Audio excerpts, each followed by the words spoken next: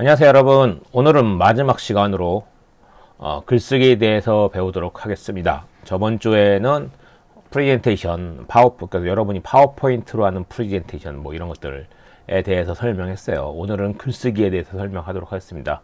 우리가 후반부에 했던 얘기들은 다시 한번 정리해보면 가장 중요한 거는 우리가 초반부에는 논리학이 무엇인지, 논증이 무엇인지 이런 것들을 따졌단 말이죠. 그것을 통해서 죄송합니다. 그것을 통해서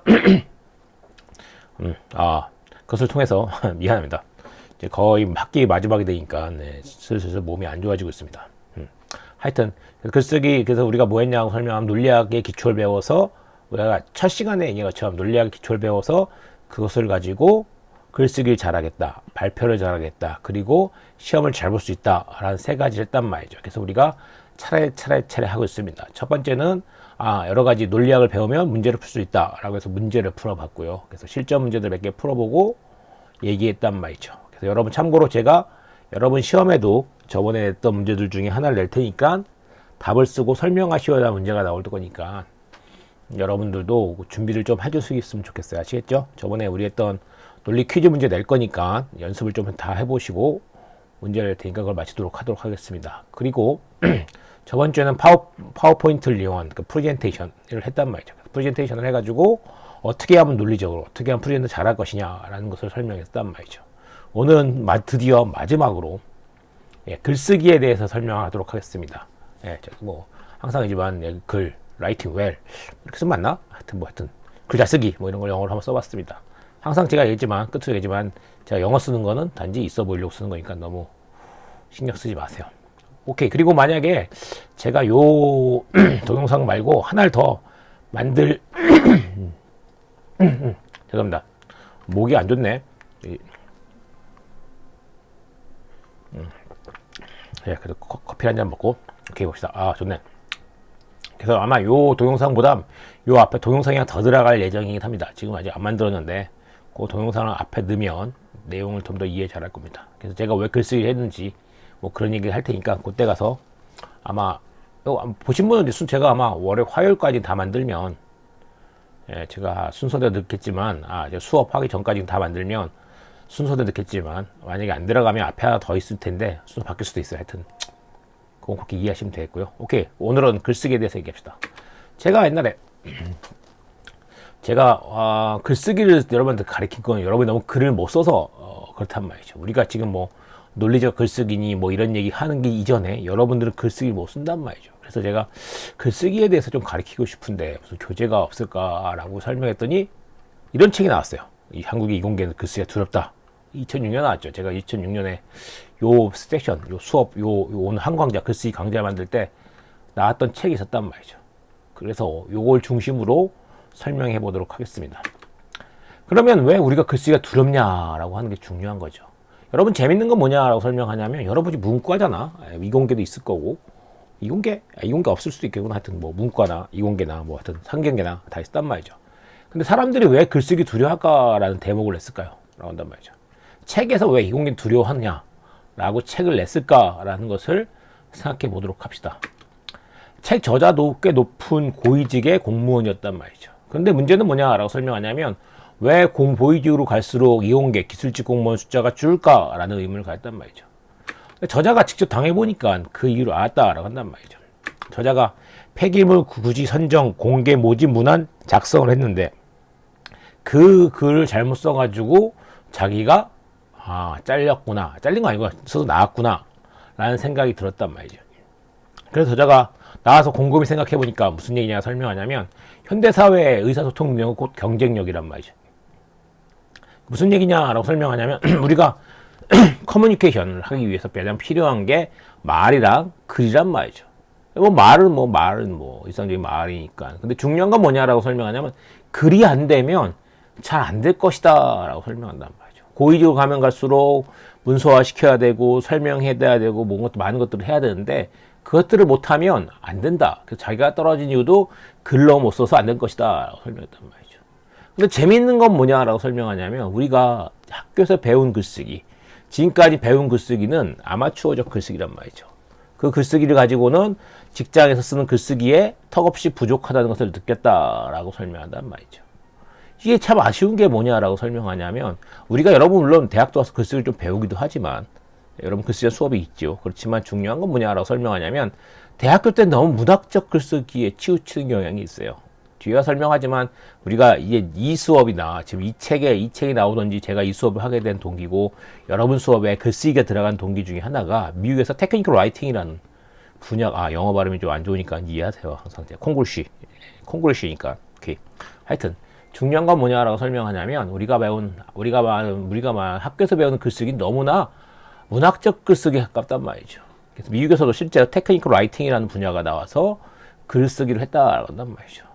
그게 중요해졌다라고 한단 말이죠. 그것을 통해서 우리도 여러분이 수업 시간에 대학교에서조차 심지어 글쓰기를 배우게 됐다라고 한단 말이죠. 그러면 좀 더 얘기를 이어가 봅시다.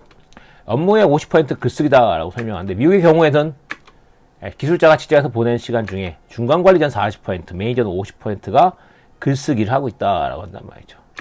또 한 가지 중요한 건, 승진을 할수록 글 쓰는 시간이 늘어난다라고 설명한단 말이죠. 그래서 멋진 문장이 나온단 말이죠.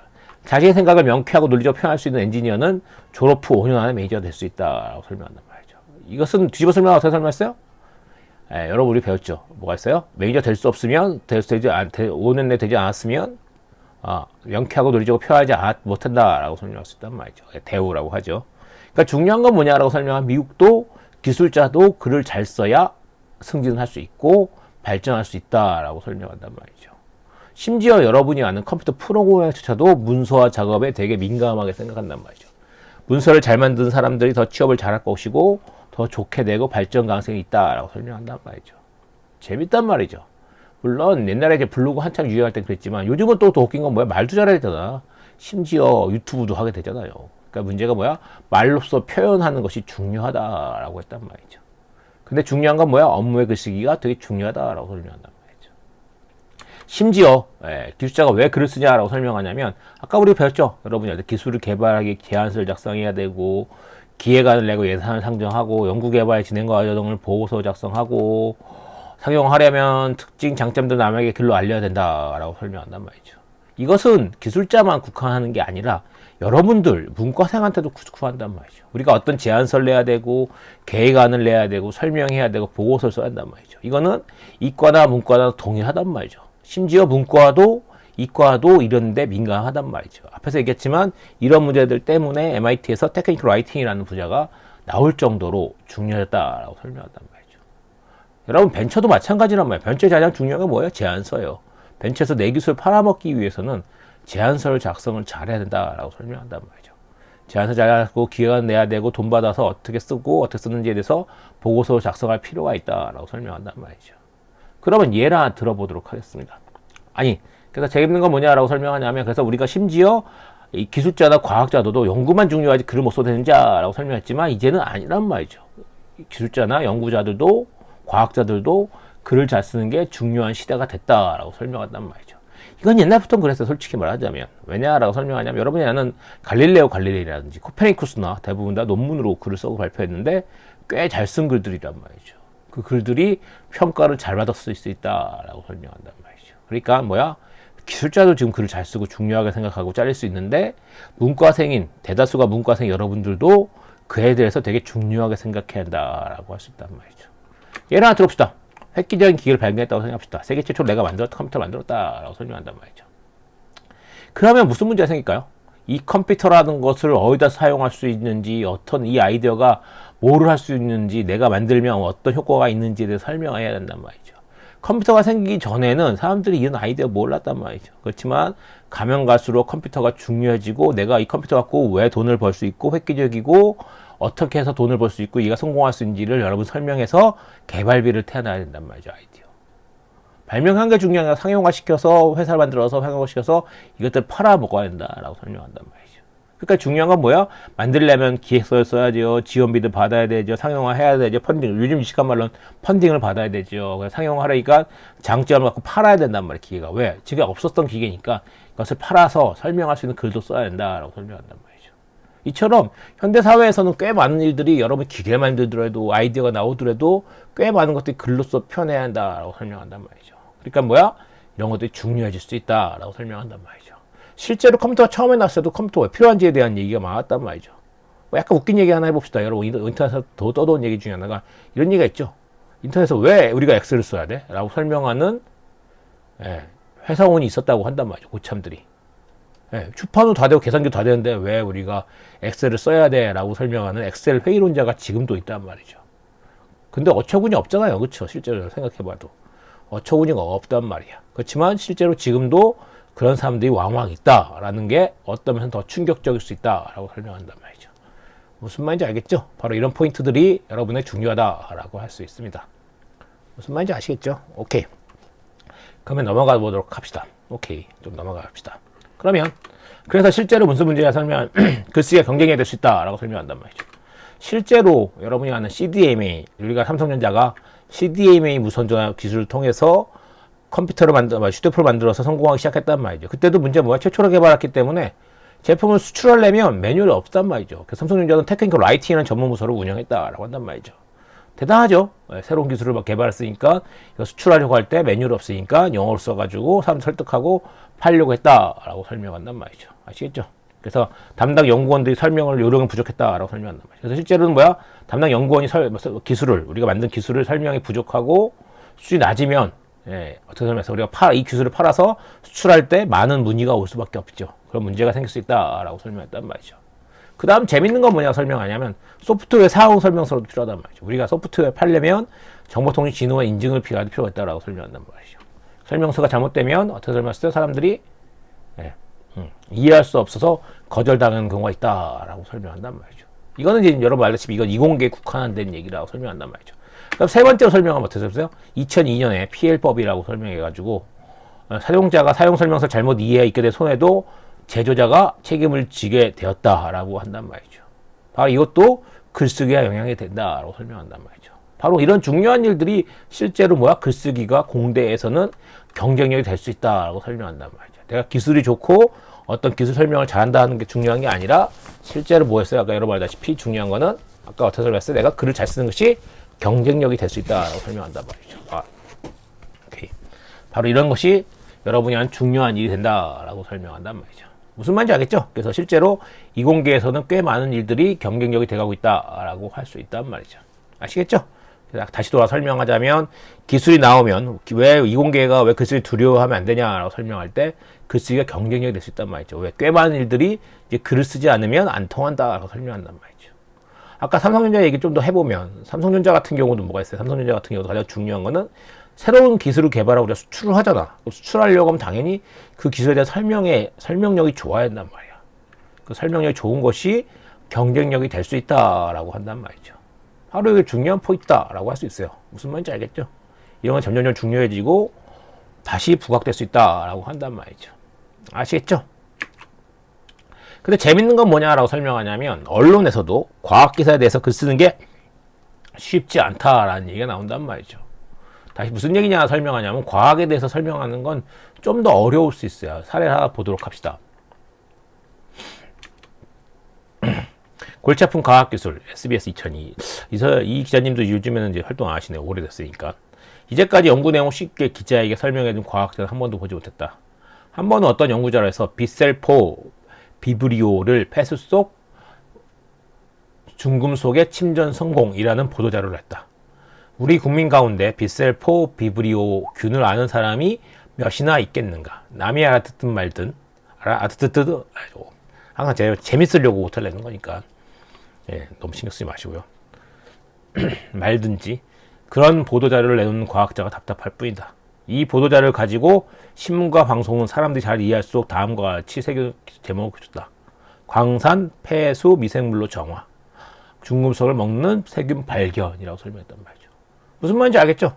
과학자들의 가장 큰 문제는 글을 잘 못 쓴단 말이죠. 그래서 비셀포 브리오를 폐수 중금속 침전 성공이라고 설명하면 오늘따라 목이 매지? 잠깐만요. 침 좀 닦고. 오늘따라 컨디션이 별로 좋지 않네요. 그러니까 중요한 건 뭐냐라고 설명하냐면 우리가 과학자들이 글을 잘 못 쓴단 말이죠. 그래서 실제로는 그것들 설명이 잘 안 되니까 안타깝다라는 얘기를 이찬희 기자께서 하신단 말이죠. 그렇지만 이걸 쉽게 쓰면 좀 더 잘 될 수 있다라고 설명한단 말이죠. 바로 여기까지 설명하는 게 뭐야? 아까 말한 이공계 사람들이 아쉬워한다라고 설명한단 말이죠. 다시 돌아가 설명하자면 이공계가 왜 글쓰기 부족해 설명하냐라고 설명했단 말이죠. 그 이 책임의 상당 부분은 글쓰기가 나빠 의사소통이 부족해서 자신들이 있다고 봐야 되지 않을까라고 한단 말이죠. 또 다시 돌아가 설명하자면 기술자가 푸세집 받고 안 받고는 개인의 문제지만 기술 천시받으면 결국은 우리나라의 경쟁력에까지 큰 영향을 미치게 된다라고 설명한단 말이죠. 무슨 얘기냐 설명하냐면 이공계가 글을 잘못 쓰지 못하고 못할수록 실제로 이공계 기술이 발전하지 못할 수 있다라고 설명한단 말이죠. 왜? 여러분 알다시피 아까 말한 대로 이공계 글을 못 쓰니까 우리가 아는 종합부서의 장차관들이 대부분 다 문과 출신이 점점 많아진단 말이죠. 그러니까 점점 기술을 천시하게 된단 말이죠. 실제 봅시다. 우리나라가 돈을 어디서 벌까요? 수출해서 돈을 벌잖아. 우리가 금융으로 돈을 벌까요? 그렇지 않단 말이야. 결론적으로 우리가 물건을 팔아서 돈을 번단 말이죠. 물건을 만드는 거는 기획이나 아이디어나 이런 것들이 대부분 이공계에서 나올 수 있다라고 설명한단 말이죠. 물론 문과적 아까 말한 대로 답스가 문과랑 융합된다라고 설명하지만 우린 그 레벨이 되기는 쉽진 않아요. 그렇지만 중요한 건 뭐야? 이공계 경쟁력도 중요하다라고 설명한단 말이죠. 그렇지만 제가 항상 얘기지만 이 이공계만이 문제는 아니다라고 설명한단 말이죠. 심지어 여러분같이 문과생들도 글을 못 쓴다라고 설명한단 말이죠. 다시 돌아와 설명하자라고 설명하냐면 그래서 결국 글쓰기의 능력이라는 것이 과연 지금 전화 받고 왔습니다. 죄송합니다. 전화가 울려가지고 잠깐 스킵해서 내용이 좀 끊길 거예요. 죄송합니다. 갑자기 전화가 왔네. 오케이. 그래서 글쓰기 실력이라는 것은 중요한 건 의사소통 능력이다 라고 할 수 있단 말이죠. 그 의사소통 능력이 중요하다라고 한단 말이죠. 아시겠죠? 저 왜 올라가지? 애니메이션 별로 안 예쁘게 돼 있네요. 넘어갑시다. 그래서 재밌는 거 뭐냐라고 설명하냐면 신뢰 중에 하나가 이 사람이 그래서 이런 것에 대해서 고민을 하고 공부를 해서 여러분 알다시피 미국 가서 심지어 글쓰기도 공부해야 왔어요. 그래서 글쓰기 하다 보니까 뭐가 있었냐라고 설명하냐면 글쓰기 배워서 제가 글쓰기 강 선생님이 됐더니 이런 얘기가 나왔다는 거예요. 동부건설 전국 건설소장 건설소장 강의 요청이 왔단 말이죠. 이게 왜 그러냐라는 게 되게 중요했단 말이죠. 그래서 두 번째 거, 세 번째 거 봅시다. 왜 그냥 설명할 때 전자결제라는 게 생겼대요. 건설회사도. 본사 현장 간의 업무를 효율적하기 위해서 전자결제 시스템을 썼단 말이죠. 근데 문제는 뭐야? 현장에서 간결하고 정확하게 글을 써서 의사소통하는 준비가 미약하다는 판단이 되었단 말이죠. 무슨 말이야? 이제 동부건설이 전자결제 시스템을 냈는데 건설소장 아저씨들이 글을 잘 못 쓰는 거야. 간결하고 정확하게 글을 써서 의사소통하는데 준비가 미약했어요. 글을 못 쓰니까 가르쳐야 한다라고 설명한단 말이죠. 그 다음 두 번째 뭐가 있어요? 전자입찰이라는 것단 말이죠. 2004년부터 대형 토목공사는 전자입찰을 해야 하는데 입찰서를 간결히 써야 했단 말이죠. 그런데 건설소장들이 그 입찰서를 쓸 능력이 없다라고 설명한단 말이죠. 이게 왜 이렇게 문제가 됐었냐라고 설명하냐면 원래 건설이라는 것은 사람과 사람 간의 관련이었단 말이죠. 그래서 형님 아우하고 아는 사람이 있어 술 먹고 영업하고 이런 일들이 발생했단 말이죠. 결제도 서류상의 결제만 하면 됐고 그랬는데 이것이 바뀌어가지고 글쓰기 글로 돌아가는 세상이 돼버렸다라고 설명한다. 그래서 맨투맨 라이팅 이란 뜻이 라이팅 투 라이팅이 바로 그 뜻이란 말이죠. 무슨 얘기냐라고 설명하냐면 강의가 왔다 갔다 한 게 아니라 왜 강의를 했냐라고 설명하냐면 건설 소장들도 글을 못 쓰면 이제 안 된다라는 삶이 되었다라고 한단 말이죠. 예전에는 인맥 같은 걸로 돌고 사람만 술 먹고 이런 거 돌아갔지만 이제는 글로써 결제하고 입찰하는 시대가 돼버렸다라고 한단 말이죠.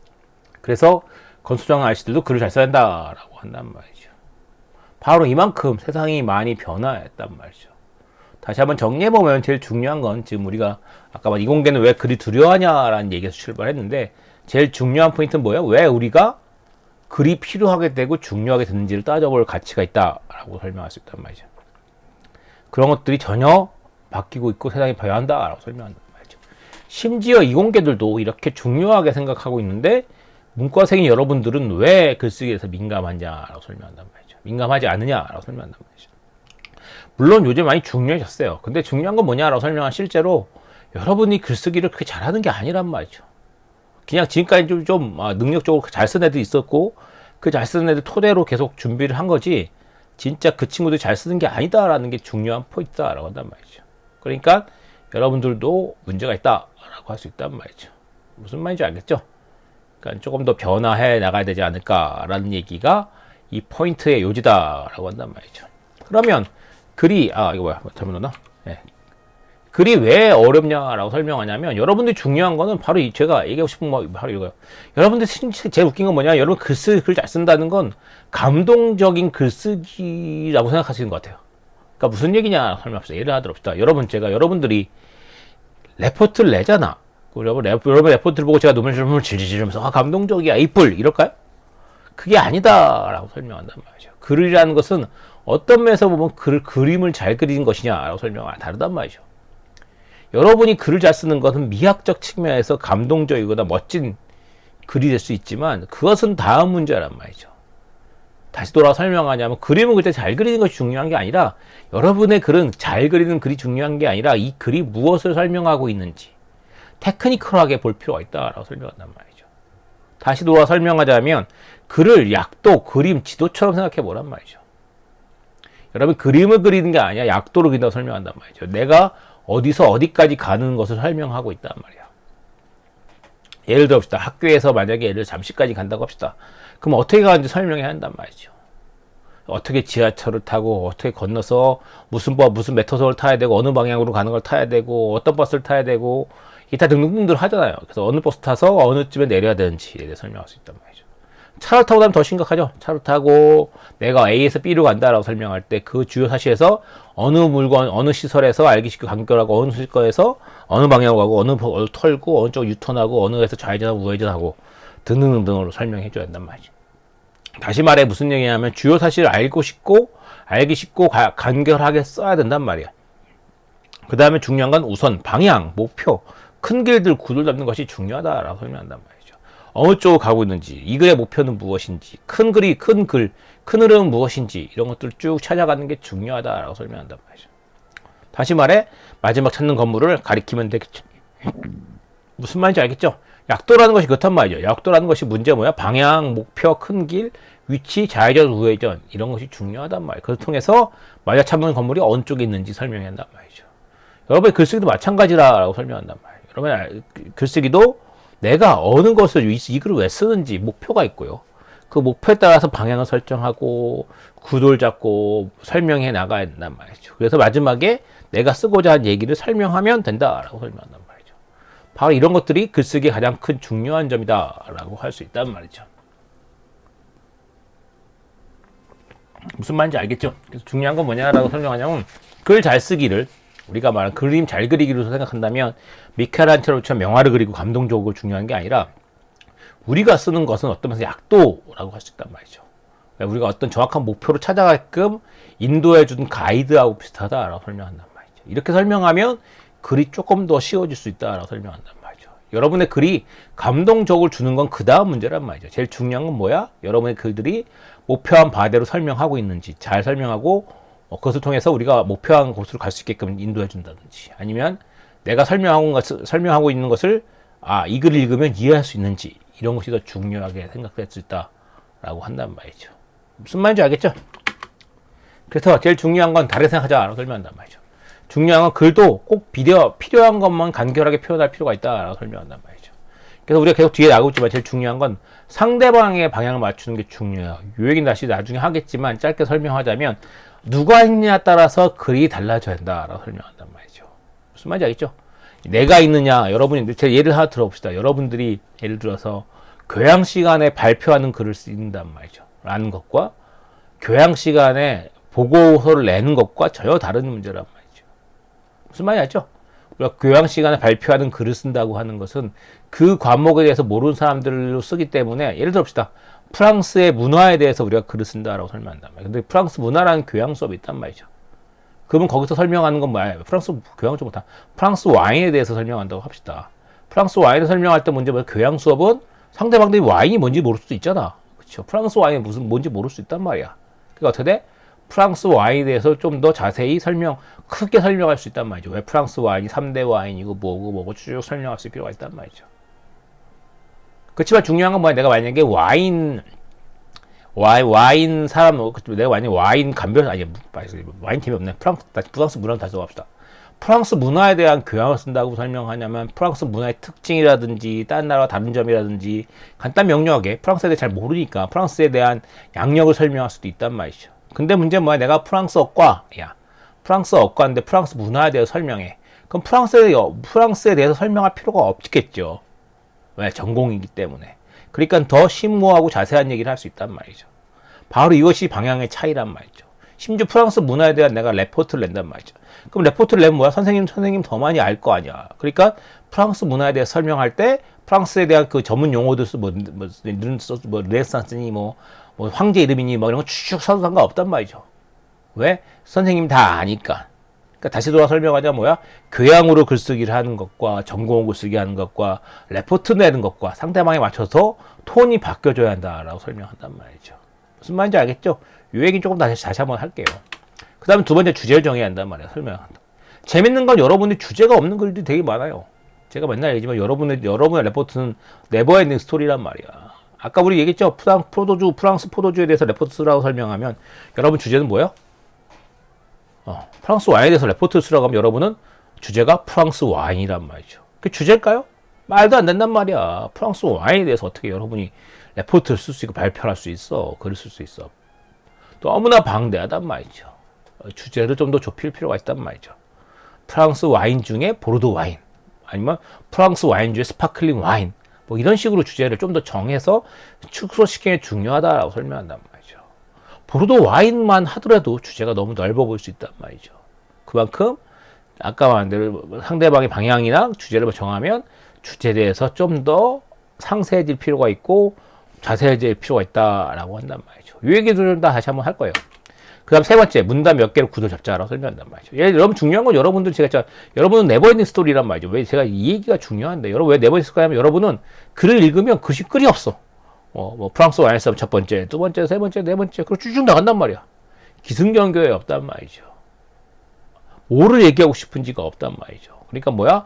그걸 쓰기 위해서 문단 몇 개로 구도를 잡는 것이 중요하다라고 설명한단 말이죠. 아시겠죠? 그런 작업들을 해줄 필요가 있다라고 설명한단 말이죠. 그 다음에 네 번째는 뭐야? 논리가 순조롭게 흘러가도록 설명한단 말이죠. 바로 구도를 잡고 논리가 순조롭게 흘러가도록 해줘야 한단 말이죠. 갑자기 불쑥불쑥 튀어나온 경우 있죠. 여러분 첫 번째, 두 번째, 세 번째, 네 번째. 이런 레포트는 그 정도 레벨이란 말이죠. 그러다 보니까 여러분이 아는 논리가 순조롭게 흘러가지 않는 경우도 있단 말이죠. 그러지 말고 이런 것들을 잘 표현한다라고 설명한단 말이죠.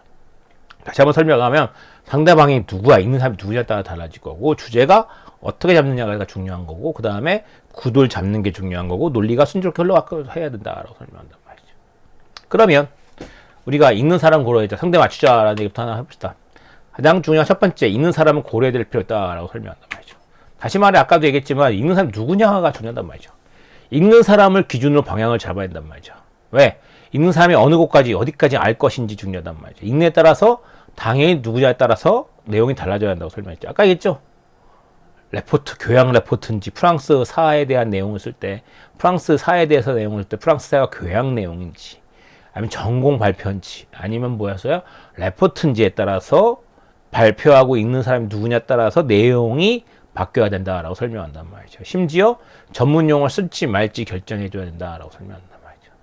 제가 경제 원론이라는 수업을 듣는다고 가정해 봅시다. 경제 원론 수업의 교양이라는 수업을 들으면 당연히 경제 원래 수요 공급 이런 거 설명할 필요가 없겠죠. 예를 드는 거야. 그렇지만 중요한 건 뭐야? 그거 설명해줘야 돼. 하는 것도 무방하겠죠. 왜? 사람들이 기초 경제 개념을 모를 수 있으니까 용어들을. 근데 문제는 뭐 전공에서 공급이 뭔지 수요가 뭔지 설명하는 것은 어이가 없겠죠. 왜? 이건 전공 수업인데 방향을 잘못 잡았다 할 수 있단 말이죠. 심지어 레포트에도 그런 거 쓴 사람 있단 말이죠. 레포트에서 경제 용어를 설명하는 친구도 있죠. 말도 안 되는 소리란 말이죠. 왜? 강사 선생님들이, 교수 선생님들이 그걸 모를까요? 당연히 잘한다라고 설명하는 것이란 말이죠. 그러니까 중요한 건 뭐야? 방향을 잘 잡아야 된다라고 설명한단 말이죠. 아시겠죠? 그 다음에 재밌는 얘기가 하나 있는데, 자신의 얘기 장황스럽게 늘어졌지 몰라라고 설명하는 게 무슨 얘기냐면, 읽는 사람에게도 그 내용이 비중이 있는지 없는지 생각해 볼 필요가 있다라고 설명한단 말이죠. 여러분들 재밌는 건 여러분들이 인터넷에서 모은 자료가 있다라고 해서 아깝다고 해서 그 내용을 넣는 경우가 있는데, 아까 말한 대로 그 내용을 읽는 사람에게 비중이 없으면 과감히 생략해야 되는데, 여러분이 해피캠퍼스에서 하시든지 아니면 인터넷에서 어렵게 구했다고 해서 그것을 무조건 쓰려고 하는데 그러면 내용이 장황스럽게 될 수 있다라고 설명한단 말이죠. 심지어 어떤 교수님 사례는 이런 것도 있어요. 학생이 실험 결과 적은 내용이 논문에 잔뜩 적어놨기에 실험 결과에 관련이 적은 내용을 논문에 잔뜩 적어왔기에 그 부분은 빼는 것이 좋지 않을까 물어봤단 말이죠. 그러자 학생이 말하기를 교수님 제가 이 부분에서 얼마 고생한지 아십니까? 이 부분 빼니 차라리 제목을 빼십시오 라고 한단 말이죠. 제목을 빼십시오는 아니겠다. 못합니다. 죄송합니다. 유머인데. 오케이. 제목을 빼십시오. 제목을 잘라? 문제는 뭐 제목에서 빼라는 뜻이겠죠. 근데 문제는 뭐야? 이런 것도 마찬가지죠. 네. 교수님이 자기가 지금 관련 내용, 시험 결과 관련 내용 적은데 자기가 정리하고 고생해서 만든 거니까 꼭 넣고 싶다라고 설명한단 말이에요. 근데 그런 것들이 장황하게 사람들 비중에 안 맞는단 말이죠. 다시 설명해? 유식한 말로는 주제에 맞지 않은 내용이 많으면 그것을 어떻게 구했건 과감하게 생략할 필요가 있다라고 설명한단 말이죠. 아까 얘기했죠? 이것이 주제랑 연결되어 있기도 하고 읽는 이의 의도랑 연결되어 있기도 한단 말이에요. 읽는 이의 레벨에 따라서 읽는 이의 누구냐에 따라서 달라질 수 있단 말이죠. 이런 것들이 중요할 수 있다라고 설명한단 말이죠. 그 다음에 두 번째 중요한 건 아까 말한 대로 읽는 사람은 궁금하게 만들지 말자라고 설명하는 게 무슨 뜻이냐라고 설명하냐면 글을 쓸 때 논리가 비약되면 안 돼요. 그 다음에 배경 설명을 충분히 쓸 필요가 있단 말이죠. 신문기사를 읽어봅시다. 신문기사를 읽으면 당연히 그렇죠. 우리가 어떤 사람의 레포트 읽을 때 논리가 무슨 뜻인지 몰라. 이게 왜 이 단어가 뭐지? 갑자기 왜 나오지? 이게 문장이 갑자기 왜 나왔을까? 내용이 왜 이런 게 나왔을까라고 한단 말이죠. 이런 것이 유식하게 설명하면 논리가 비약되는 경우가 있단 말이죠. 그러다 보면 내용에 궁금증 유발하는 경우가 많아진다라고 설명한단 말이죠. 그렇죠. 신문기사는 그렇지 않다라고 설명한단 말이에요. 신문은 독자의 궁금증을 일으킬 여지를 사전에 아예 차단하죠. 심지어. 요즘은 뭐야? 아예 용어사전이 옆에 나오잖아. 그것을 볼 수 있다라고 설명한단 말이죠. 그만큼 신문기사는 궁금증을 유발하지 않는다라고 할 수 있단 말이죠. 무슨 말인지 알겠죠? 바로 이런 것들이 중요하다라고 설명한단 말이죠. 근데 문제는 뭐야? 아까 말한데 이공계 사람들이나 여러분들이 있을 때는 논리가 비약되는 경우가 많단 말이죠. 갑자기 이게 왜 중요해? 왜 써야 돼? 궁금하단 말이죠. 그렇게 되면 안 된다라고 설명한단 말이죠. 누가 있냐의 층에 맞춰서 궁금하지는 말게 만들어낸단 말이죠. 아시겠죠? 논리가 비약되는 경우가 있단 말이죠.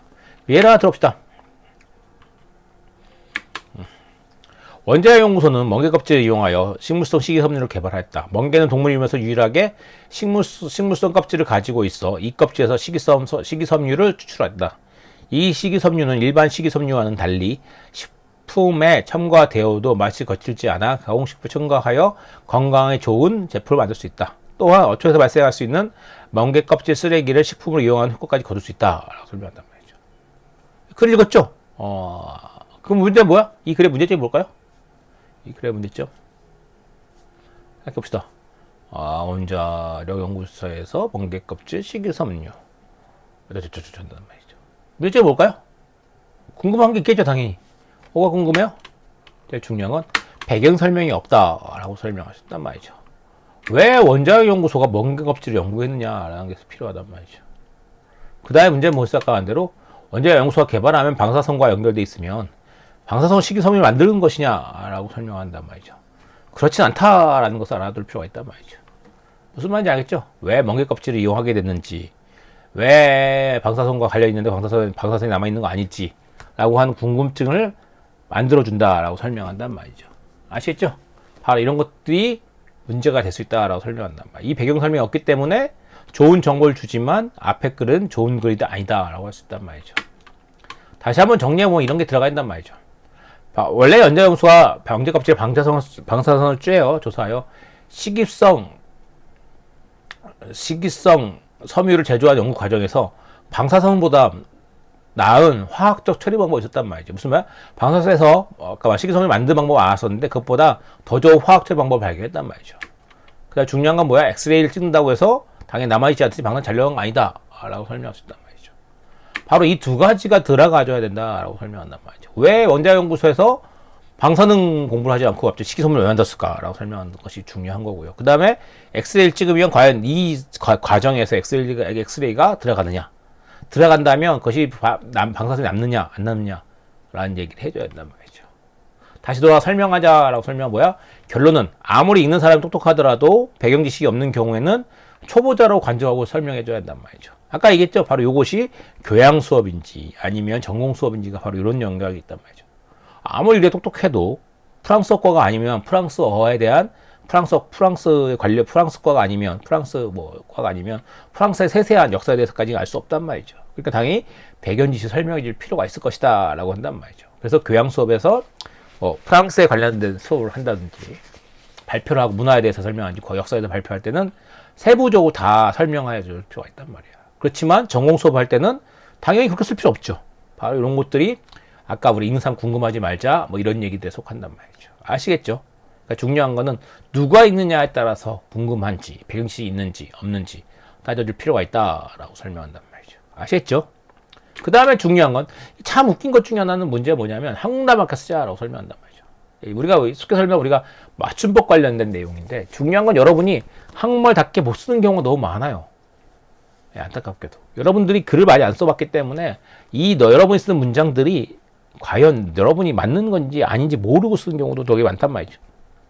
그 다음에 심지어 여러분들이 그냥 레포트나 인터넷 떠도는 글들 바로 보고 바로 카피해서 붙여놓는 경우도 엄청나게 많단 말이죠.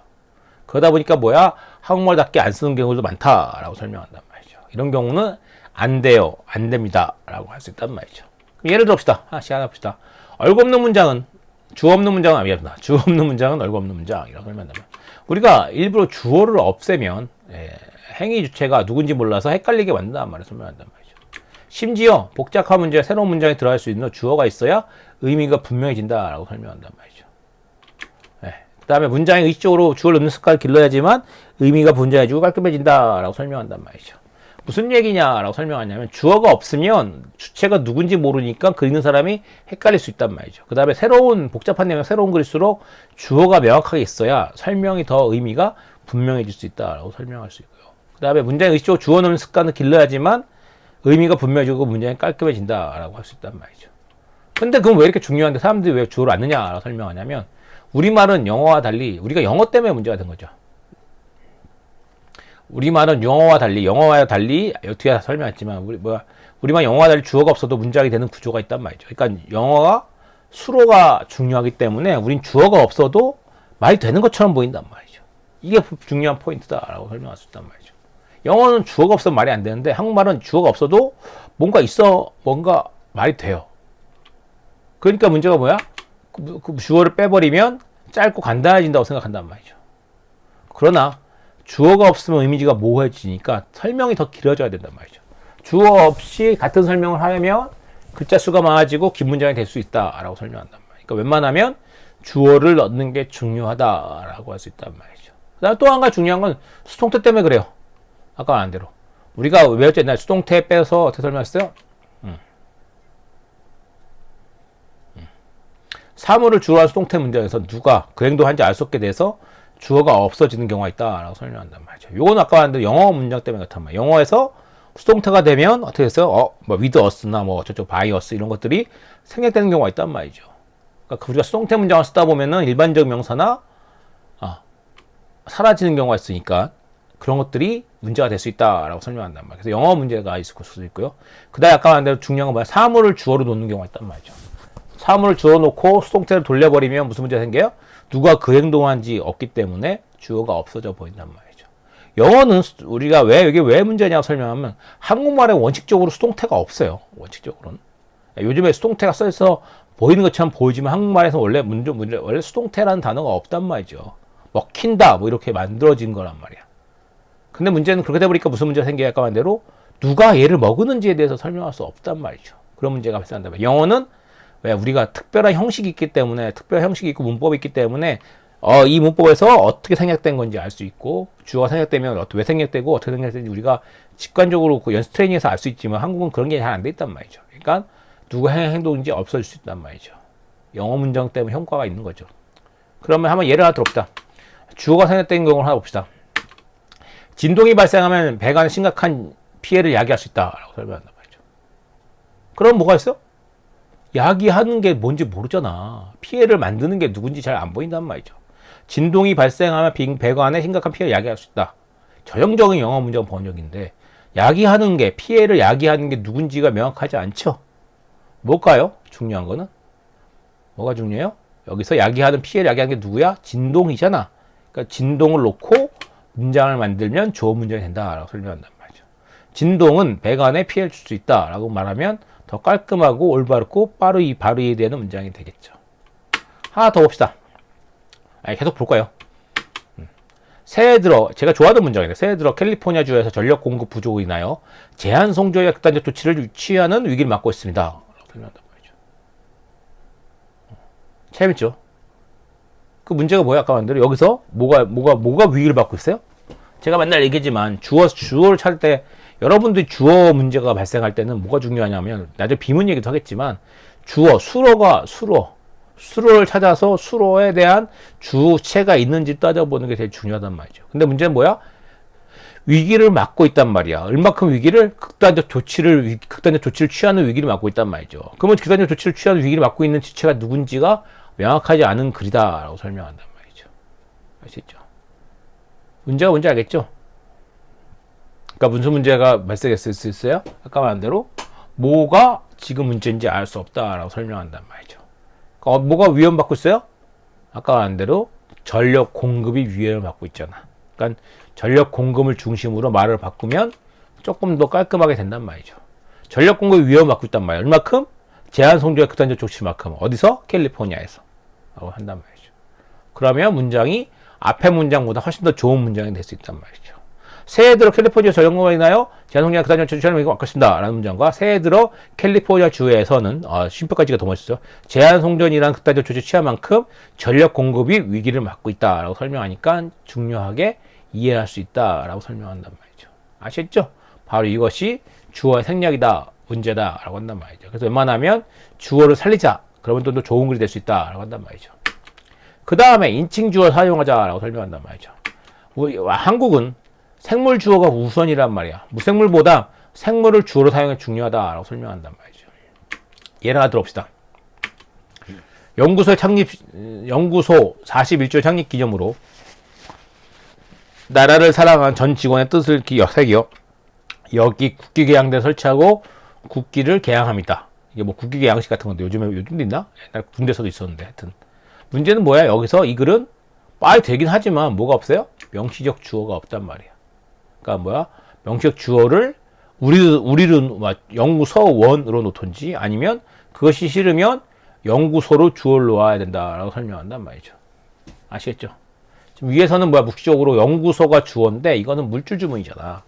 물건이잖아. 그러니까 이러지 말고 연구소원들, 연구소 직원들 이렇게 쓰면 좀 더 좋지 않을까라고 설명할 수 있단 말이죠.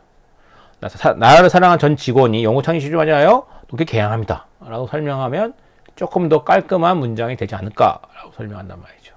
아시겠죠? 앞에 문장도 별로 문제 있는 거 아니야. 그렇지만 중요한 건 뭐야? 좀 더 깔끔하고 정확하게 보기 위해서는 위의 문장이 더 좋지 않을까? 아래 문장이 더 좋지 않을까라고 할 수 있단 말이죠. 아시겠죠? 인칭을 넣으면 좀 더 깔끔하고 한국말 썼다라고 할 수 있단 말이죠. 하나 더 볼까요? 예, 이것도 재밌죠? 연속된 실험 실패가 연구팀을 힘들게 했다라고 설명했단 말이죠. 그럼 뭐가 있어요? 아까 말한 주어가 있잖아. 예, 힘들게 된 게 누군지 모르잖아. 힘들게 했다잖아. 그러니까 뭐야? 힘들게 했다 주체가 안 보인다라고 설명한단 말이죠. 그러니까 읽으면 무슨 말인지 대충 사야겠는데 명확하지 않잖아. 그러니까 해결책을 놔야 한단 말이죠. 힘든 주체인 연구팀을 인칭을 놓으면 좀 더 낫지 않을까라고 설명한단 말이죠. 연구팀 원들이 하면 더 좋겠죠. 그렇지만 그냥 연구팀을 놔도 문제가 없죠. 실험 연초 실패하여 연구팀은 힘들었다라고 설명하면 위의 문장이란 단어 수도 별 차이 없는데 좀 더 좋게 됐죠. 항상 얘기지만 왜 우리가 저런 위의 문장 같은 거 쓰냐라고 설명하면 영어 번역이 하도 많이 들어와서 저런 문장이 생긴단 말이죠. 그러니까 저런 문장들이 되게 있어 보이는 문장처럼 보이는데 아랫게 더 깔끔하고 이해가 잘 된다라고 설명한단 말이죠. 아까 우리가 얘기했죠. 문학적 글쓰기 할 때 문학을 잘 쓰는다고 할 때 글 잘 쓴다고 할 때 미국식 표현들이 잘 쓰는 것처럼 사람들이 알았단 말이죠. 그러니까 미국식 표현들을 계속 쓰고 수동태를 계속 사용하고 주어 생략하고 물주음이 나오고 이런 문제가 생겼는데 그걸 빼고 아래 같이 설명하면 좀 더 깔끔하고 이해하기 쉬운 문장이 된다라고 할 수 있단 말이죠. 아셨죠? 그래서 아까 우리가 말한 것처럼 다시 앞에 얘기했지만 수동태 쓰기, 능동태 쓰기라고 설명한단 말이죠. 무생물 주어를 주어 사용하는 경우에는 수동태가 되게 쉽단 말이야. 왜? 당연히 먹힌다. 우리가 밥을 먹는다 아니야 밥이 먹힌다 뭐 이렇게 쓰는 것처럼 수동태가 되게 쉽단 말이죠. 근데 문제는 뭐야? 그래서 목적을 주어로 사용하여 글자 수를 좀 줄이려고 그러는데 내가 보기에는 이게 중요치 않다라고 설명한단 말이죠. 왜?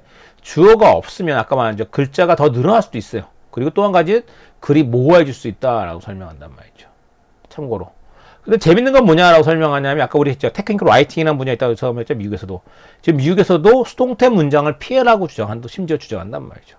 그래서 우리가 미국에서 능동태 수동태라고 설명하는 게 아니라 아예 수동태 단어를 그냥 그 단어 의미로 이해해버리고 있어요. 미국에서 아예. 예. 저도 영어, 최신 영어 공부하지 오래돼서 잘 헷갈리고 있는데 옛날에 그랬단 말이야.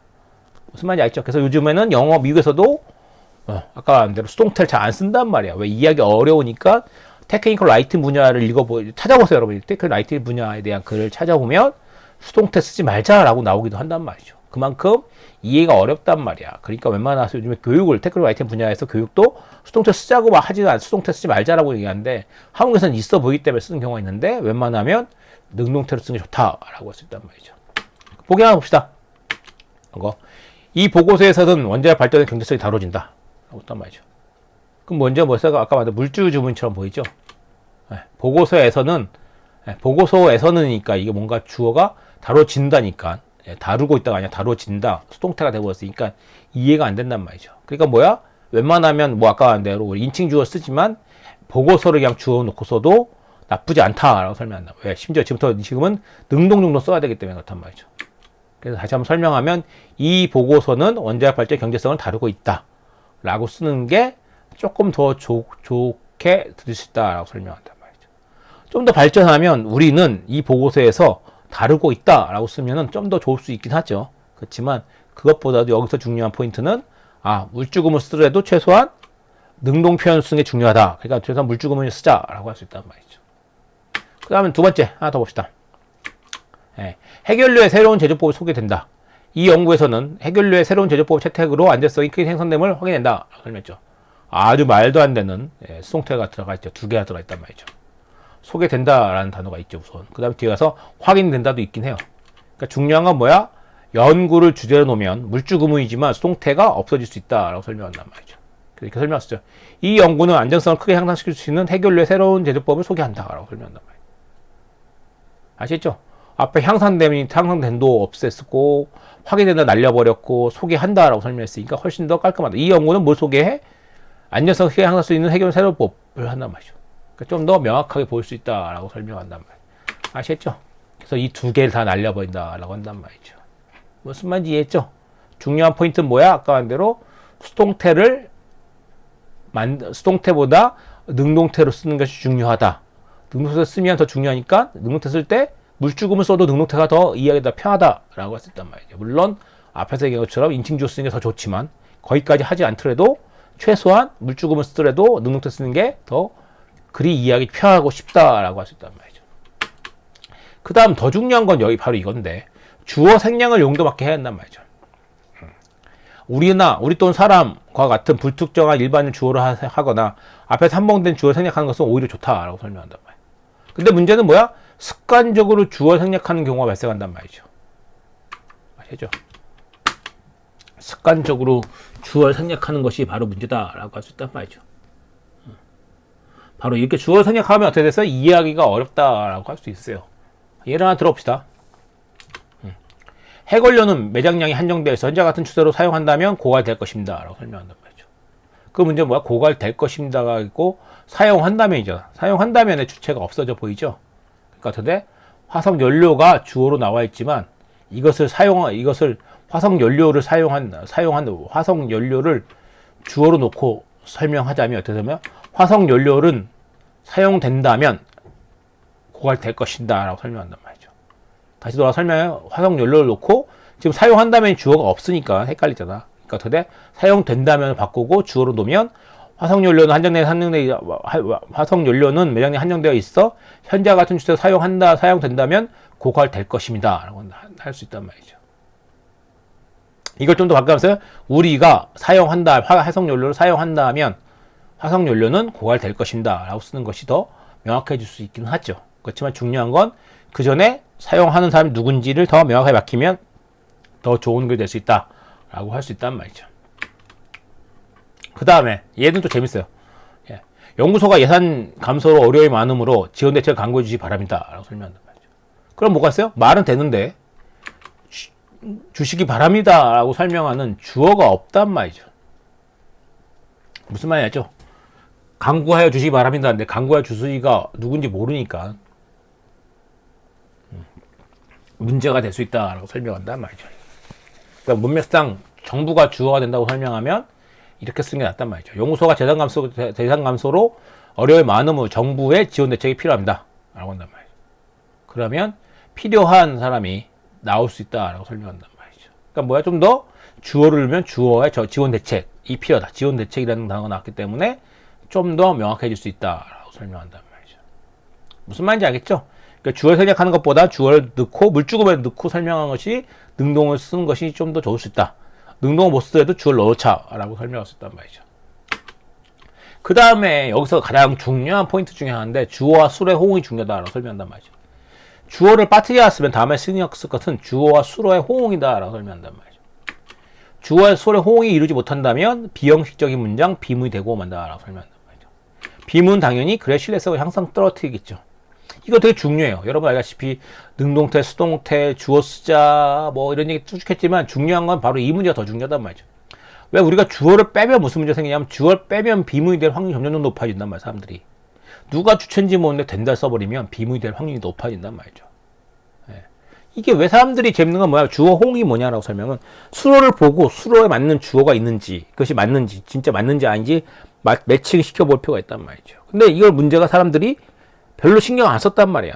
그 재밌는 건 뭐냐라고 설명하냐면 대학교 교수님들이나 꽤 많은 사람들이 이 문장이 너무 많이 틀린단 말이야. 그래서 당연히 신뢰성이 떨어지죠. 이거는 참 웃긴 건 뭐냐면 우리가 이런 문장에 대해서 너무 관대한 게 문제다라고 설명한단 말이죠. 근데 이 관대성이 점점 글의 신뢰성을 낮추고 있겠죠. 다시 돌아 설명하면 뭐야? 그 글은 비문은 글의 신뢰성을 손상시킨다라고 설명한단 말이죠. 그래서 이것은 연습해도 되게 어려워요. 한국 사람들 연습 별로 안 했기 때문에 호응관계 찾는 것도 되게 중요하단 말이죠. 요즘 대학생들 할지 모르겠다. 저희 때는 고등학교 때 별로 안 했단 말이죠. 그렇죠? 여러분은 이것을 습관적으로 찾는 게 중요하다라고 설명한단 말이죠. 문장을 썼을 때 이해가 안 되면, 읽어서 이해가 안 되면 주어, 수로를 찾고 그 수로에 관련 호응된 주어가 무엇인지 찾아보란 말이죠. 찾아서 호응이 되는지 안 되는지 따져볼 필요가 있다라고 설명한단 말이죠. 아시겠죠? 그러니까 이런 거 중요하다라고 할 수 있어요. 그럼 예를 하나 들어봅시다. 예를 보면 아시겠죠? 이런 거. 꿈을 이루기 위해서는 자기 자신의 최선을 다하는 것이다. 네, 황당무계하죠. 꿈을 이루기 위해서는 자기 자신의 최선을 다하는 것이다. 최선을 다하는 것에 대한 주어가 없단 말이죠. 그러니까 어떻게 돼? 아까 한 대로 비문이 돼버렸다라고 설명한단 말. 아시겠죠? 꿈을 이루기 위해서는 자기 자신의 최선을 다하는 것이다. 라고 설명 안 되고 다하는 것의 주어가 무엇인지 찾아봐야 된단 말이죠. 다시 돌아 설명하면 꿈을 이루기 위해서는 자기 자신이 최선을 다해야 한다 라고 설명한단 말이죠. 주어가 들어가니까 더 명확하죠. 그러니까 위에 거는 아까 말했는데 위에 질문은 당연히 비문이다 라고 할 수 있단 말이죠. 하나 더 볼까요? 이것도 재밌어요.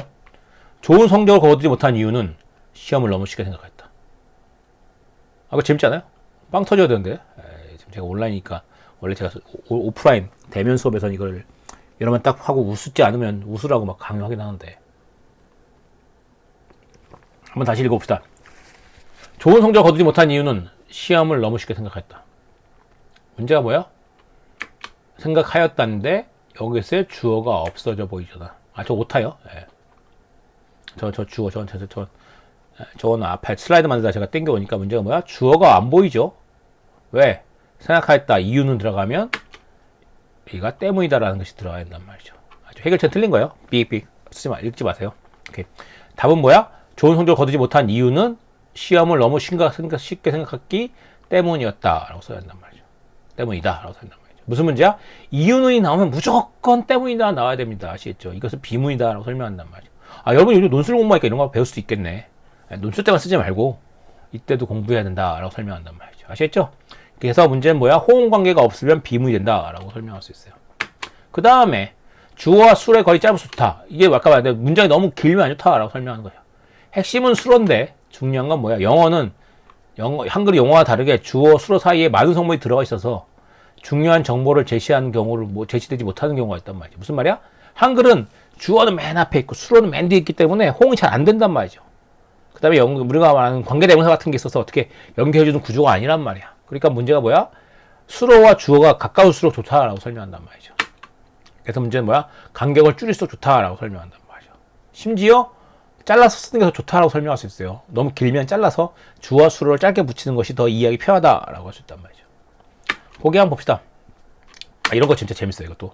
이 연구의 목적 21세를 대비하여 미래의 주인공이 될 청소년들에게 과학적 활동을 강화하여 개인의 자아 실현과 국가 발전을 꾀하고 나아가 전 인류의 삶의 질을 개선하기 위하여 한국의 청소년 과학화 사업을 현황을 분석하고 이를 발전 방향을 정립하고자 한다. 설명하죠. 재밌죠? 문제가 뭐야? 주어는 어디 있어요? 주어는 어디 있을까요? 설명하면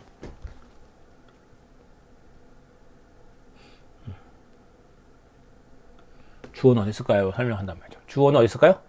당연히 어디 있어요? 주어는 맨 앞에 있는 목적이다 라고 설명했단 말이죠. 연구의 목적인데 내용이 황당무계하죠. 예, 쭉 내려가서 이해가 안 된단 말이죠. 그러니까 뭐야? 연구의 목적이 정립하고자 한다고 설명하는데 너무 기니까 문제점을 고칠 때는 어떻게 설명했어요? 간격을 최소화해서 짧은 문장을 나눠 쓰는 게 중요하다라고 설명한단 말이죠. 다시 더 설명하면 이렇게 쓰는 게 더 매끄럽겠죠? 이 연구의 목적은 청소년 과학화 사업을 분석하여 발전 방향을 정립하기 위한 것이다 라고 한단 말이죠. 이런 것은 하기 때문이다 라고 설명해서 문장을 조금 더 잘라서 간략하게 만든 것이 더 좋다 라고 설명할 수 있단 말이죠. 왜? 길이가 짧아졌기 때문이다 라고 한단 말이죠. 아시겠죠? 오케이. 그 다음에 지금까지 한 얘기는 무슨 얘기냐라고 설명하냐면 주어와 수로가 너무 길면 안 된다 라고 설명했단 말이죠. 그러니까 뭐야? 그것을 짧게 하는 게 좋다 라고 설명했단 말이죠. 그 다음에 재밌는 건 조사의 쓰임에 유의하자라고 설명한단 말이에요. 누님을 보고 싶다, 누님이 보고 싶다, 누님 보고 싶다, 누님만 보고 싶다, 누님도 보고 싶다 라고 설명하는데 이것이 주어를 조사를 무엇을 뜻하다서 전혀 다른 느낌이 나올 수 있다라고 설명한다. 누님을 보고 싶다는 뻔히 알고요. 누님을 보고 싶다는 설명은 누굴 보고 싶다, 누님이 보고 싶다라고 설명하는 거고 누님은 보고 싶다 설명할 때 뭐야? 사람들 중에 누님은 보고 싶다라고 설명한단 말이에요. 아시겠죠? 누님이 보고 싶다와 누님은 보고 싶다고 설명한단 말이에요. 여러 사람들 중에 누님은 꼭 보고 싶다 이런 뜻이고요. 누님만 보고 싶다는 뭐야? 오직 누님만 보고 싶다는 거고 누님도 보고 싶다는 설명하는 건 다른 사람도 보고 싶다, 누님도 보고 싶다라고 설명할 수 있단 말이죠. 아시겠죠? 바로 이런 것처럼 조사도 중요하다라고 설명할 수 있단 말이죠. 아시겠죠? 그러니까 지금까지 했던 얘기 정리해 봅시다. 제일 중요한 건 뭐야? 아까 말한 수동태, 능동태 관련들, 그다음에 주어가 있어야 되냐 얘기하기들, 우선 주어 다시 한번 지금까지 정리해 봅시다. 지금 했던 얘기 정리해 보면 제일 중요한 포인트는 뭐냐고 설명하냐면 아까 말한 대로 주어가 있어야 된다라고 설명할 수 있고 그래서 수동태로 쓰지 말고 웬만하면 능동태로 쓰자라고 설명했고 생략태 쓰면 넣어보자라고 설명했고요. 그 다음에 인칭 주어, 사람을 웬만하면 쓰자. 물주 주어면 사람 주어가 훨씬 더 좋다. 동물의 생물 주어가 더 좋다라고 할 수 있고요. 그 다음에 또 값에 능동태 쓰자라고 했고 그 다음에 뭐야 주어 생략을 하는 경우에도 웬만하면 생략하지 말고 웬만하면 넣자라고 설명할 수 있고요. 그 다음에 호응, 주어, 수로, 호응이 중요하다라고 설명한다. 주어, 수로, 호응은 뭐야? 비문 관계가 있다라고 설명한다. 그래서 비문은 사람들 우리가 트레이닝 많이 안 하지만 트레이닝 할수록 늘 수 있다. 그러니까 옛날 선생님들을 많이 틀리기도 하는데 너무나 우린 관대하다라고 했었단 말이죠. 아시겠죠? 오케이. 그 다음에 이제 우리가 말한 논리적 글쓰기로 넘어가 봅시다. 그래서, 논리적 글쓰기로 넘어가자면 아까 말한 대로 논리적 글쓰기를 합시다. 그래서 지금까지 했던 얘기는 아까 말한 대로 우리가 말한 맞춤법, 글쓰기에 관련된 문제고 이제 논리적인 문제에서 글이 어떻게 들어가는지 보도록 합시다. 제일 중요한 건 주제를 구체적으로 명확하게 할 필요가 있단 말이죠. 아까 우리가 맨 처음에 얘기한 것처럼 글 읽는 사람, 글 쓰는 사람의 의도가 읽는 사람이 잘 전달될 수 있도록 주제를 명확하고 구체적으로 할 필요가 있단 말이야.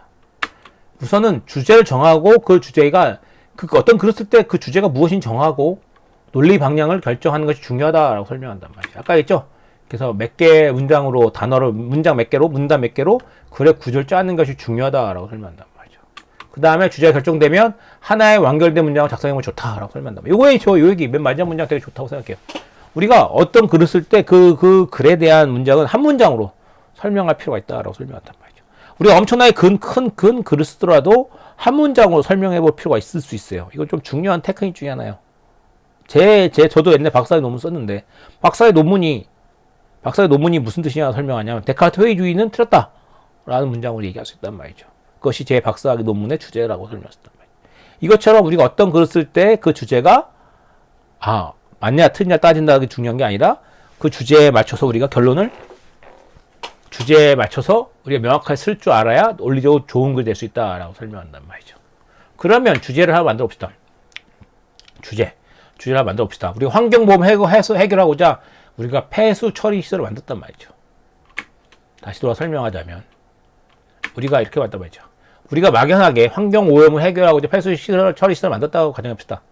그럼 그것에 홍보자를 써야 한단 말이죠. 그럼 주제는 어떻게 될까요? 설명죠. 그렇죠? 그럼 주제는 뭐가 있어요? 아까 말한 대로 환경오염, 수질오염 이렇게 되면 안 된단 말이죠. 좀 더 구체화시킬 필요가 있단 말이에요. 중장청 오염, 중장청 공장 폐수 오염 좀 더 명확했죠? 이거보다 더 구체화돼야 한단 말이에요. 중장청 연쇄 폐수 오염 문제를 해결하고 있다. 뭐 이렇게 설명해야 한단 말이죠. 자, 좀 더 자세하게 중장청 폐수 저감 대책이라고 설명할 수 있고요. 더 나가서 전자빔을 이용한 중장청 연연 폐수 저감 정치라고 설명하는 게 낫고 궁극적으로는 최종은 이렇게 설명한단 말이죠. 그래서 우리가 홍보자를 쓸 때 뭐야? 전자빔을 이용하여 중장청 염려 폐수를 저감한다. 라고 쓰는 것이 우리의 최종 주제문이라고 설명할 수 있단 말이죠. 환경오염에 대해서는 글을 당연히 못 쓰겠죠. 우리가 지금 폐수를 만드는데 환경오염, 수질오염에 대해서 홍보자를 쓰면 안 된단 말이죠. 중년초 오염에 대해서 써도 안 된단 말이죠. 왜? 우리는 지금 문제가 뭐야? 중년초 염사 폐수만 저감 장치를 만든 거니까 최종적으로 저렇게 쓰는 게 중요하다라고 설명한단 말이죠. 아까 우리가 얘기했잖아. 레포트 쓴다라고 설명한다. 우리가 프랑스 문화에 대해서 레포트 써오라고 슬슬 1시간 넘어가면 이제 목이 갈립니다.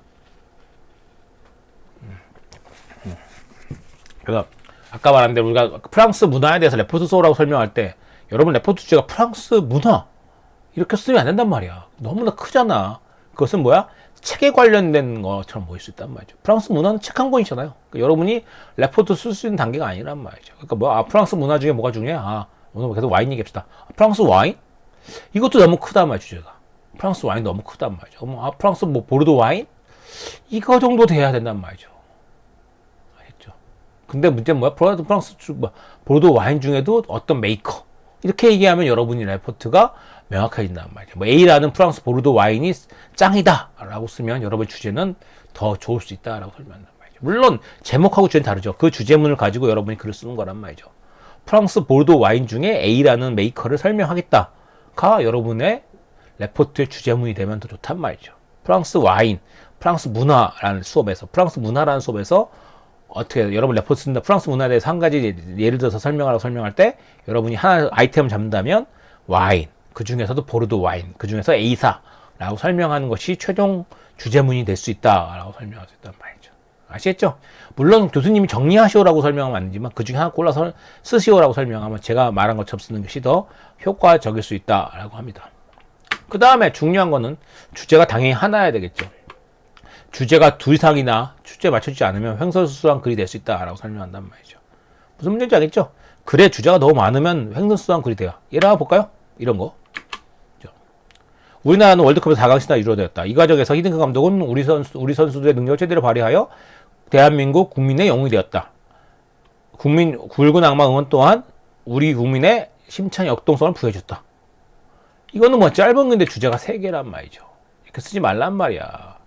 꽤 짧은 글이고 꽤 뭐 문제가 몇 개 들어갔는데 문장 3개인데 주제는 3개처럼 보인단 말이죠. 그러니까 좀 더 다듬고 정리를 할 필요가 있다라고 설명한단 말이죠. 주제는 통해서 얻은 것이라고 설명하면 우리나라는 4등까지로 의숙터든 내 자신감 얻었다. 히딩크 감독이 보여준 대표적 경영기법 빠르게 확산되어 우리나라 전반에 걸쳐 경영의 기원이 되었다. 또 응원은 강타 인사준으로서 수준 효과를 이끌고 했다. 라고 설명한단 말이에요.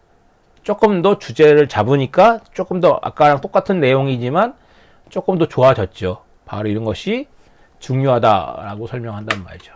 아시겠죠? 오케이.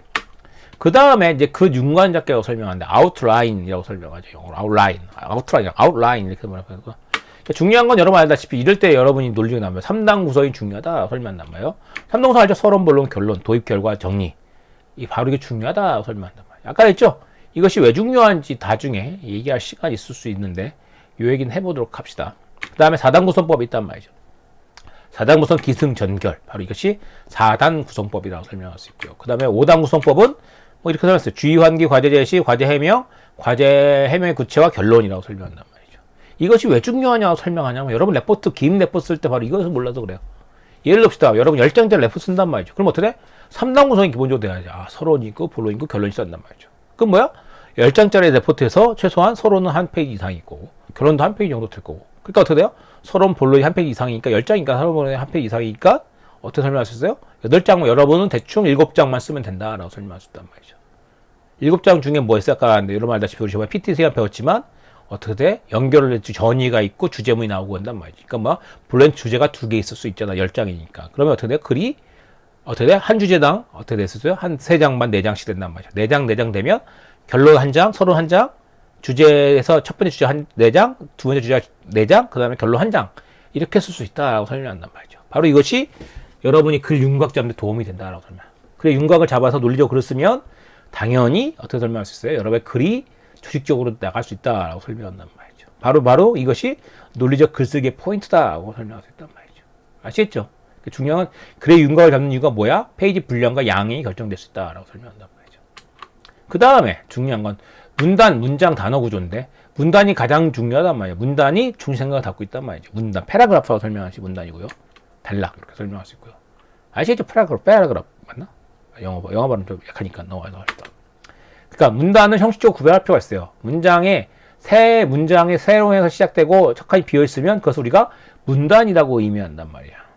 그래서 문단은 기본적으로 요즘은 문단은 길게 쓰는 게 추천이야. 그래서 대충 6문장, 7문장으로 구성되어 있다라고 설명한단 말이죠. 6줄, 7줄로 하기도 해요. 그래서 줄도 너무 길면 안 좋다라고 설명한단 말이죠. 그래서 여러분이 아는 패러그래프가 이렇게 생긴 거를 우리가 패러그래프라고 한단 말이에요. 체벌을 금지해야 될 이유가 있다라고 설명하고 이 참고로 오류를 도미노 오류라고 설명한단 말이죠. 그럼 이게 뭐가 돼요? 한 패러그래프라고 설명한단 말이죠. 그래서 문장이 6문장 정도 되기도 하고 이제 줄도 6, 7줄 되면 좋다라고 설명한단 말이죠. 근데 여러분 레포트 볼 때 이게 없는 경우가 있어요. 원 레포트가 대충 패러그래프 2개, 3개 되는 황당무계한 레포트도 본 적이 있습니다. 그렇게 쓰면 안 된다라고 설명한단 말이죠. 아시겠죠? 그 다음에 단락의 솔조 배포력이 중요한 말이야. 두 갈씩 가까워 한다. 그죠? 두 갈씩 배열은 뭐야? 중요한 첫 문단을 먼저 쓰는 것이 두 갈씩 배열이라고 할 수 있고요. 연역적 결과는 뭐야? 앞에 설명하고 앞에 결과를 먼저 얘기하고 두 갈씩. 연역적 배열은 앞에 결과를 먼저 얘기하고 쭉 설명해서 우리가 연역적 배열이라고 설명할 수 있단 말이죠. 그래서 중요한 건 뭐야? 아까 말한 대로 뉴스의 경우는 아까 말한 서두의 첫 문단의 핵심을 요약 제시하고 다음에 보충과 세부 사실을 설명한다라고 설명한단 말이죠. 이것을 알면 여러분들이 글을 좀 더 잘 쓸 수 있지 않을까라고 설명한단 말이죠. 그래서 어떻게 내가 주제 단락을 앞에 쓰느냐, 뒤에 쓰느냐에 따라서 두 가지과 연역적 배열이 바뀔 수 있다라고 설명한단 말이죠. 아시겠죠? 오케이. 이렇게 설명할 수 있다라고 설명한단 말이죠. 그 다음에 중요한 건 문장끼리 연관성을 놓치지 말자라고 설명한단 말이에요. 단편적 생각을 나타내는 문장 중에 같은 문제에 들어가서 문장 한 대 문제에서 문장을 만다라고 설명한단 말이죠. 왜? 여러분이 중요한 건 문장들이 따로 노는 경우가 있어요. A 문장과 첫 번째 문장, 두 번째 문장 따로 노는 경우가 있는데 문장들끼리 연관성을 놓치지 말고 쭉 이어 쓰는 것이 중요하다라고 설명한단 말이에요. 요건 살짝 기술이죠. 많이 써본 사람이 는단 말이죠. 그래서 문장들이 잘 어울리게끔 글을 쓰는 것이 중요하다라고 설명한단 말이죠. 당연히 쓸 때 당연히 논리적 연관성이 있어야 된단 말이에요. 그래서 글의 문장에서 문장을 탄탄히 연결을 시켜줘야 되고 논리적으로 연결시켜줘야 한단 말이죠. 논리적 개념들이 쭉쭉 이어가서 그럼으로 결론적으로 뭐가 되는지 설명해야 한단 말이죠. 바로 여기서 여러분이 하는 논증이라는 것을 공부했잖아. 그걸 생각해 볼 필요가 있다라고 설명한단 말이죠. 그래서 글에 논증이 있으면 읽는 사람이 이해하기 편해지고 더 논리적인 문장이 될 수 있다라고 설명할 수 있단 말이죠. 아시겠죠? 이게 중요하다라고 설명한단 말이죠.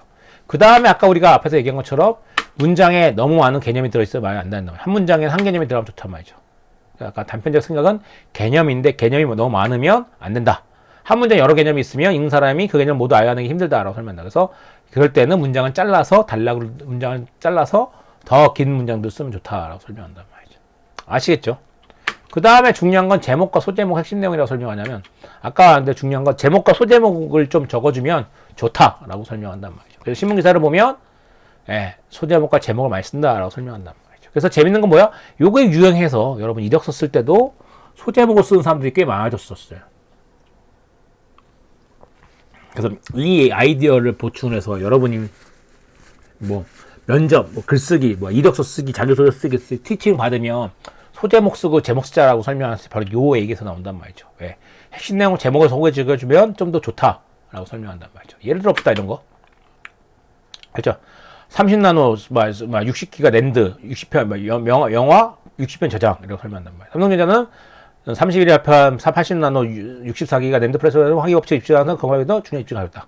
삼성전자는 우선 이 제품의 개발로 반도체 집속도가 매년 2배씩 증가한 황해 법칙 지켰다. 삼성전자는 1999년 256메가 배발이 다다. 요즘은 뭐 20나노가 아니라 7나노까지 넘어갔죠. 그만큼 요 얘기만 되면 어떻게 설명했어요? 문장이 소재만 읽어도 이해된다라고 설명한단 말이죠. 요즘에 64기가 랜드가 아니라 더 많이 나왔단 말이죠. 그러니까 뭐야? 소제목만 읽어도 이해할 수 있게끔 글을 쓰는 게 좋다라고 한단 말이죠. 아시겠죠? 요건 팁이에요. 꼭 할 필요는 없지만 제목과 소제목의 핵심 내용을 넣자라도 중요하고 소제목 만들자도 중요해요. 그러니까 뭐 알아두시다라고 한단 말이죠. 그 다음에 완전한 형태 지키기. 그거 중요한 건 이런 거죠. 화석 사용 증가, 기후 온난화 및 기후 이변, 우리 인류가 해결의 과제이다. 영어식 문장이 되게 있어 보이지만 주어 수로가 없단 말이야. 그러니까 웬만하면 주어를 넣자라고 설명한단 말이죠. 그러니까 주어를 넣고 일치하게끔 써야 된다라고 설명한다. 앞에 같이 쓰면 있어 보이긴 하지만 비문이 될 수 있으니까 한국말에서는 이렇게 쓰는 것이 더 좋다라고 한단 말이죠. 등을 붙여가지고 쓰면은 완벽한 문장이 될 수 있다라고 한단 말이죠. 아시겠죠? 저런 문장들, 위에 같은 문장들을 한 번 쓰면 좋은데 계속 쓰면은 문제가 발생할 수 있다. 그러니까 웬만하면 한국식 글을 맞춰 써야 된다라고 설명한단 말이죠. 그래서 아시죠? 그래서 웬만하면 문장을 쓰자라고 설명한단 말이죠. 오케이. 그래서 팁을 설명합시다. 그래서 중요한 건 뭐냐고 설명하냐면 제일 중요한 건 뭐냐면 keep it simple, stupid.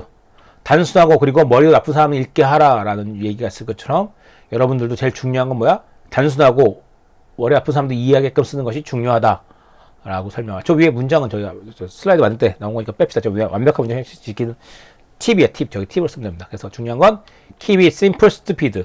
단순하고 머리 아픈 사람들이 알아듣게 하자라고 설명하고요. 그 다음에 유명한 건 뭐야? 아까 말한 대로 keep it simple, short. 아까 말한 대로 간결하고 짧게 쓰는 게 중요하다라고 할 수 있단 말이죠. 그 다음 세 번째는 문제는 뭐야? 말은 간결하면 으뜸을 친다. 섹스피어가 했다라고 설명한단 말이죠. 이것처럼 중요한 건 뭐야? 단순하고 머리 아픈 사람 누가 있냐에 따라서 잘 쓰는 것이 중요하다라고 할 수 있단 말이죠. 아시겠죠? 짧고 간결 쓰는 게 중요하다라고 한단 말이죠. 그래서 짧고 간결하면서 의미 있는 문장을 쓰는 것이 여러분의 글에 넣는다라고 한단 말이죠. 아시겠죠? 그 다음에 그러면 실전적으로 레포트에 대해서 얘기해 봅시다. 중요한 건 여러분의 레포트 습관 중에 가장 큰 단점이 하나 있는데 몇 가지를 실전적으로 얘기해 보고 끝내도록 할게요. 레포트 이렇게 쓰자. 잘못된 레포트 습관을 알아봅시다. 제일 중요한 건 뭐야? 띄어쓰기예요. 여러분 최소한 레포트 쓸 때 워드 프로세스에 들어있는 맞춤법 기능 돌리고 확인해서 쓰세요. 여러분 이게 제일 중요한 문제란 말이죠. 왜 여러분 띄어쓰기 안 하는 경우가 있고 레포트 맞춤법 기능 안 쓰는 경우가 있는데 띄어쓰기 잘 지키는 건 중요하단 말이에요. 그 다음에 맞춤법도 되게 중요하고요. 제가 맨날 얘기하지만 제가 아마도 만약에 여러분 수업 시간에 제가 보여드렸을 텐데 요즘에 어떻게 설명하는 자소서 쓸 때 띄어쓰기 틀리는 거고 맞춤법 틀리는 거는 아예 취업을 시키지 않아요. 그러니까 웬만하면 워드 프로세스에 맞춤 기능 돌려서 확인하고 고쳐서 내는 것이 중요하다라고 설명한단 말이죠. 아시겠죠? 절대로 하지 말아야 될 것들을 따져보면 어떡하나요? 표지 웬만하면 달지 마세요. 이게 표지 달면은 페이지가 많아져 보이지만 없어서 보일 수 있단 말이죠. 그러니까 표지를 안 달고 어떻게 하면 내가 선생님한테 말할 수 있는 정보, 뭐 글의 제목, 뭐 제출일, 과목명 이런 것들 어떻게 쓰는지 고민해 볼 필요가 있다라고 설명한단 말이죠. 그 다음에 아까 무개념, 무디자인 무슨 뜻이야? 아무렇게 내지 마세요. 웬만하면 폰트도 맞추고 모양도 맞출 필요가 있다라고 설명한단 말이죠. 그러니까 뭐야? 단락이 생기고 페이지 번호 달고 기타 등등을 해줘야 된단 말이죠. 그 다음에 뭐 했어요? 제목은 신중히 달 필요가 있단 말이죠. 제가 맨날 얘기했잖아. 제목은 레포트 제목은 레포트가 아니야. 웬만하고 달란 말이죠. 그 다음 또 한 가지 아까 있죠.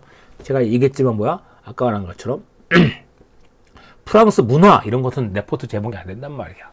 그러니까 웬만하면 어떻게 설명했어? 제목을 신중히 다룰 필요가 있다라고 할 수 있고요. 그 다음에 아까 필요한 정보를 넣자라는 생각이 뭐야? 아까 말한 대로 학번, 이름 이런 건 넣을 필요가 있다는 말한단 말이죠. 그런 것들을 하는 것이 중요하다라고 설명한다. 학번도 넣어야 되고 이름도 넣어야 되고 광화문도 넣어야 되고 교수님 이름 넣으면 좋다라고 설명한단 말이야. 내 얘기가 너무 많으니까 이 중에 하나를 어떻게 빼든지 고민해 볼 필요가 있고요. 그 다음에 제목도 넣어야 된단 말이죠. 그것들이 꼭 들어가야 될 것이라고 설명한단 말이죠. 그 다음에 각주도 하는 방법, 그 다음에 참고문을 넣는 방법도 중요하게 알아둘 필요가 있다라고 설명한단 말이죠. 오케이. 1시간 동안 주저주저 설명했는데 여러분한테 도움이 될지 모르겠습니다. 좀 시간이 은근히 짧네요. 하여튼 중요한 건 뭐야? 여러분이 글을 논리적으로 잘 쓴다. 왜 글을 잘 써야 되는지 따져볼 필요가 있단 말이죠. 논리적인 것도 중요하지만 그 전에 중요한 건 뭐야? 맞춤법, 호응관계, 수로, 문제, 물주금은 이런 얘기들 쭉 고민을 해봐야 된단 말이야. 우리가 전반부에서 뭐야? 왜 글쓰기가 중요한지 설명했어요. 이공계 중심으로 이공계 중심의 책에서 정리해서 쓴 거니까 여러분한테 별로 실감하지 못할 수 있지만 문과도 그만큼 중요해요. 여러분이 회사에 들어가면 글 쓰는 일밖에 안 한단 말이에요. 엑셀 다루고. 그 두 가지 일밖에 안 하니까 웬만하면 죄송합니다. 목이 막혀서. 웬만하면 글쓰기 공부 열심히 하자. 거기다가 논리적으로 글 쓰면 더 좋다라고 할 수 있단 말이죠. 아시겠죠? 하여튼 오늘 마지막 나니까 한 학기 동안 고생 많으셨고요. 하여튼 제가 요거 지금 만들었는데 하나 더 만들어서 앞에 넣을 걸 수 있어요. 하여튼 뭐 그 앞에 넣는 것이 요 내용에 겹쳐질 수도 있는데 여러분이 두 개 다 보시면 될 거예요. 어차피 제가 낼 때는 나중에 만든 걸 앞에다 올릴 거예요. 하여튼 뭐 안 올릴 수도 있어요. 지금 시간상 내가 힘들면 안 만들 수 있는데 하여튼 뭐 만들게 되면 올라갈 수 있고 안 올라갈 수 있는데 하여튼 그건 중요한 거 아니고 한 학기 동안 고생 많았고요. 비대면 수업인데 하여튼 너무 고생 많았고 제가 한 수업이 재밌었는지 모르겠네요. 그래도 좀 나름 저는 열심히 한다고 했는데 여러분들에게 많은 도움이 됐었으면 좋겠습니다. 제가 온라인으로 끝마무리하고 좀 갑자기 울컥하는 느낌이. 하여튼 여러분 많이 고생했고요. 시험도 온라인으로 보고 있으니까 얼굴 못 보겠지만 얼굴 못 보더라도 선생님 저렇게 생긴 사람이 이 수업을 했구나. 여러분이 제가 수업 끝나더라도 논리적으로 공부하는 거 중요하다. 논리가 중요하다라는 것만 품고 이 수업을 마치면 이 수업에 대한 느낌이 남았으면 좋겠습니다. 한 학기 동안 고생 많으셨습니다. 그러면 오늘 수업도 끝내기로 하겠습니다. 그러면 안녕. 끝내도록 합시다.